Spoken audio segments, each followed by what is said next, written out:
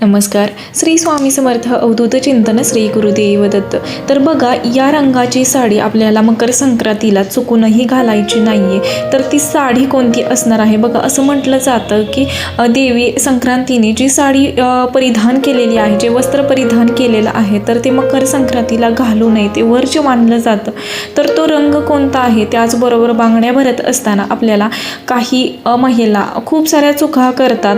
तर चुका होऊ नये यासाठी आपल्याला कोणती काळजी घेतली पाहिजे आणि त्याचबरोबर बघा, कोणत्या बांगड्या वर्ज्य केल्या पाहिजेत आणि एका बांगडीचा मान ह्यामध्ये सांगितला गेलेला आहे. तर त्याचबद्दल थोडक्यात इन डिटेल माहिती असणार आहे, तर व्हिडिओ नक्की कंटिन्यू करा. मकर संक्रांती हा सण वर्षातील पहिला सण असून हा दिवस धार्मिकदृष्ट्या देखील अत्यंत महत्त्वाचा मानला जातो. या दिवशी सुहासिनी महिला पूजा करतात, ओसायला जातात, साज शृंगार करतात. मात्र या दिवशी काही विशिष्ट रंग घालणे टाळावे, कारण धार्मिक मान्यतेनुसार संक्रांत ज्या वाहनावर ज्या रंगाचे वस्त्र परिधान करून येते, तो रंग सुहासिनींनी घालू नये असं सांगितलं जातं. काही ठिकाणी म्हणजेच प्रत्येक जाती धर्मामध्ये वेगवेगळी पद्धत असते. जसं की संक्रांती देवीने ज्या रंगाचे वस्त्र परिधान केले आहेत, तर ते वस्त्र काही ठिकाणी वर्ज्य केले जाते. तर काही ठिकाणी जे संक्रांती देवीने ज्या रंगाचे वस्त्र परिधान केले आहे, तर त्याच रंगाचे वस्त्र परिधान केले जाते. प्रत्येकाने आपल्या हिते जी पद्धत परंपरा आहे तसे वस्त्र, त्या रंगाचे वस्त्र साडी परिधान करावी. तर चला तर मग आपण पाहूयात यंदा संक्रांती देवीने कोणता रंग परिधान केला आहे, कोणता रंग आपल्याला टाळावा घालण्यासाठी संक्रांतीसाठी. मकर संक्रांती हा सण अगदी काहीच दिवसांवर येऊन ठेपला आहे. या दिवशी सुहासिनी स्त्रिया देवाचा ओसा करतात, रामाच्या मंदिरात जाऊन पूजा करतात. मकर संक्रांतीचे हिंदू धर्मामध्ये अत्यंत महत्त्व आहे. ज्योतिषशास्त्रानुसार सूर्य हा मकर राशीत प्रवेश करतो, तो काळ असतो मकर संक्रांतीचा. त्यामुळे या दिवशी सूर्यदेवाची देखील अर्घ्य देऊन पूजा केली जाते. सुहासिनी स्त्रिया या दिवशी छान साज शृंगार करतात. हातात बांगड्या, गळ्यात मंगळसूत्र, कपाळी टिकली, केसात गजरा माळून सजतात. मात्र संक्रांतीच्या दिवशी सर्व विवाहित महिलांनी एका गोष्टीची काळजी घेणे फार महत्त्वाचे मानले जाते. संक्रांतीला साडी नेसताना रंग किंवा बांगड्या भरताना त्या कोणत्या असाव्यात याचे महत्त्व सांगितलं आहे. धार्मिक मान्यतेनुसार संक्रांती जे वस्त्र परिधान करून आपल्या वाहनावरून येते त्या रंगाची साडी नेसू नये असं सांगितलं जातं. तसेच बांगड्या भरताना सुद्धा एक नियम पालन करणे आवश्यक आहे, तो म्हणजे दोन्ही हातामध्ये सेम बांगड्या भरू नये. म्हणजेच एका हातात जर तुम्ही 1 डझन 12 बांगड्या भरत असाल, तर एका हातामध्ये तुम्हाला एक जास्त म्हणजेच 13 बांगडी घालायची आहे. सेम बांगड्या कधीही आपल्याला घालायच्या नाहीयेत, मग ती संक्रांती असो किंवा इतर वेळ. म्हणजेच कोणत्याही एका हातात एक बांगडी जास्तीची आपल्याला भरायची आहे. त्याचबरोबर टिचलेली बांगडी हातामध्ये भरू नये, किंवा असं जर तुम्हाला जाणवलं की बांगड्या भरल्या आहेत पण त्यामध्ये एखादी तरी बांगडी टिचलेली असेल, तर ते लगेच काढावी असं सुद्धा सांगितलं जातं. आणि संक्रांतीचा आणखी नियम असा देखील आहे की या दिवशी आपल्याला प्लास्टिकच्या बांगड्या किंवा कोणत्याही कलरच्या बांगड्या घालू नयेत.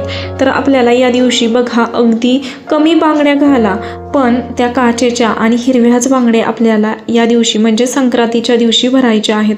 कारण मकर संक्रांती हा सवाष्णीचा सण आहे, त्यामुळे हिरव्या काचेच्या बांगड्यांना मोठा मान सांगितला गेला आहे.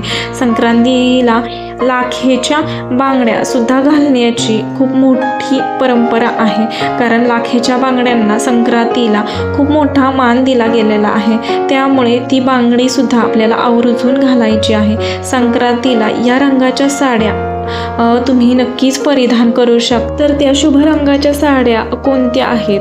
तर बघा, जसं की काळ्या रंगाची साडी नेसण्याची संक्रांतीला प्रथा आहे, पण काळा रंग हा प्रामुख्याने शुभ कार्यात वर्ज्य केला जातो. मंगल कार्यात काळ्या रंगाचे कपडे घालत नाहीत. मात्र मकर संक्रांतीला विशेष करून काळ्या रंगाची साडी नवविवाहित सुहासिनी आवर्जून घालतात. हलव्याचे दागिने घालून सजतात. काळा रंग हा संक्रांतीला परिधान करण्याचे कारण म्हणजेच आध्यात्मिक आणि वैज्ञानिकदृष्ट्या सांगितलं गेलेलं आहे.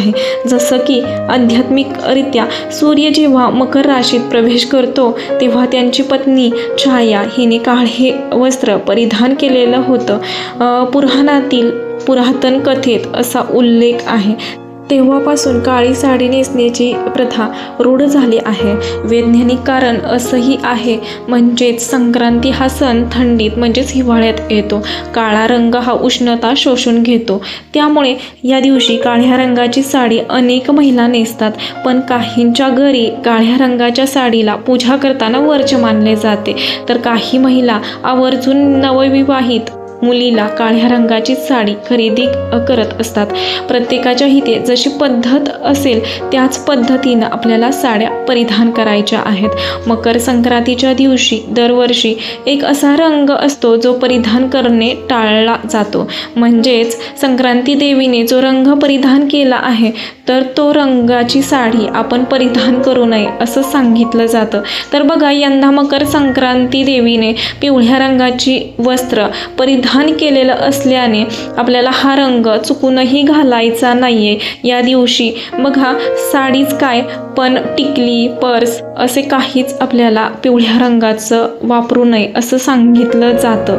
पण काही ठिकाणी असं होतं की प्रत्येक जाती धर्मामध्ये किंवा काही ठिकाणी बघा, जे देवीनं वस्त्र किंवा ज्या रंगाची साडी परिधान केलेली आहे तर ते वापरलं जातं. तुमच्या इथं जशी पद्धत असेल त्याच पद्धतीनं तुम्हाला त्या परंपरेनं चालायचं आहे.